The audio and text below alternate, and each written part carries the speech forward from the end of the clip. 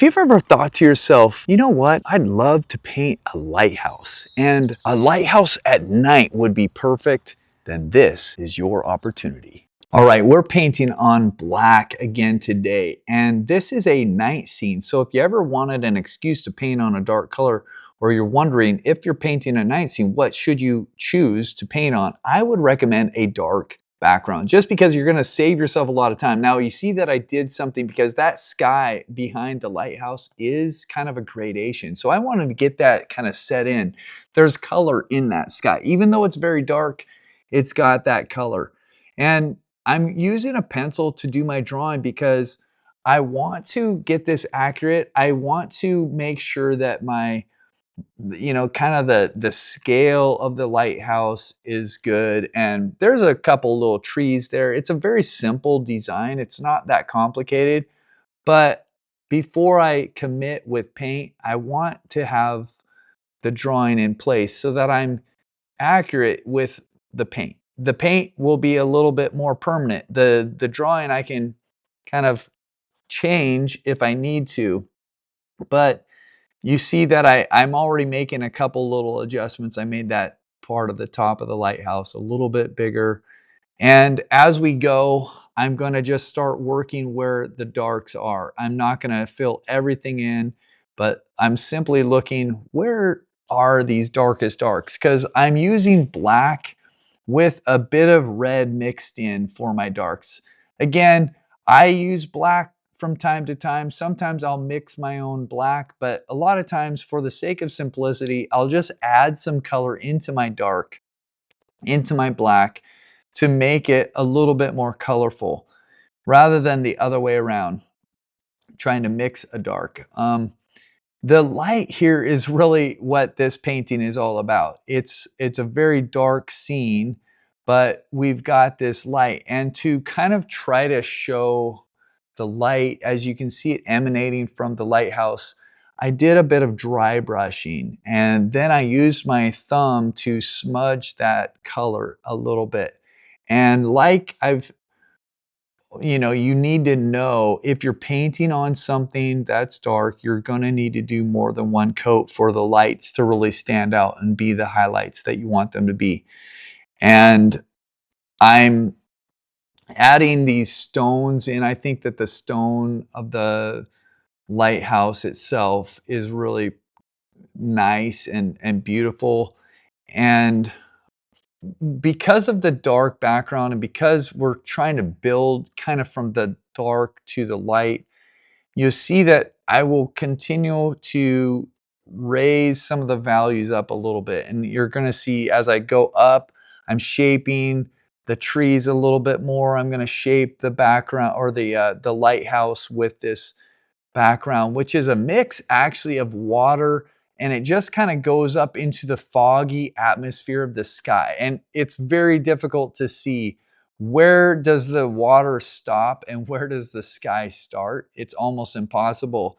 So I'm not really thinking one or the other. I'm just thinking, what is the value? What is the color of that background? And I'm trying to shape the lighthouse and shape, the foreground with that, and keep going with that gradation. Now you see, I determined that it was too difficult to try to keep that light as it was shining out. I had already kind of put it in, but I just decided that's going to be really hard for me to keep that in there. So I just went over it knowing that I can put the light back in as I have the time once the sky is done. But this is probably going to require maybe another coat because, again, these are just layers and layers, and sometimes you just need to plan for these kinds of things. If you're surprised that it's going to take several coats, it will be a little bit discouraging for you. You're like, "Oh, I thought I put down the color that I wanted." Well, if you know that it's going to take a couple coats to get to where you want to go, and you can adjust things along the way, and it's just paint, and you don't have to worry too much about it. It actually helps your attitude quite a bit. And you just realize that I can enjoy this process. That's all that we're doing. We're in the process of creating something beautiful here. And I don't have to be caught up and worried that there's a messy part of the process or that things aren't looking perfect all the way along the line. It's all a one step at a time. We're just trying to move toward a beautiful end along the way. You can see again, like I said, I do several coats in the sky. I wanted it to have a little bit more color, and I'm using some phthalo blue in this painting rather than ultramarine blue because I have a bit more flexibility with it. It's going to create some more vibrant colors. And you can also see that some of these colors are leaning a little bit more green. This sky color leans a little bit more green, and I'm kind of okay with that. Part of that is maybe from my dad. He always told me that the sky at night generally has a green hue to it. So this, where the water is down there, you see again, like I said, I'm doing multiple coats, just trying to get these values and the colors colorful enough that it will kind of represent the beauty of this scene.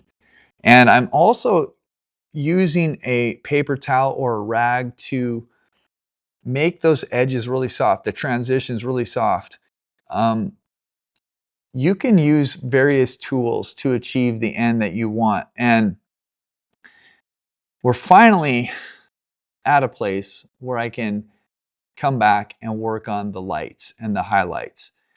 This is, you have seen probably 3 or 4 coats on the sky.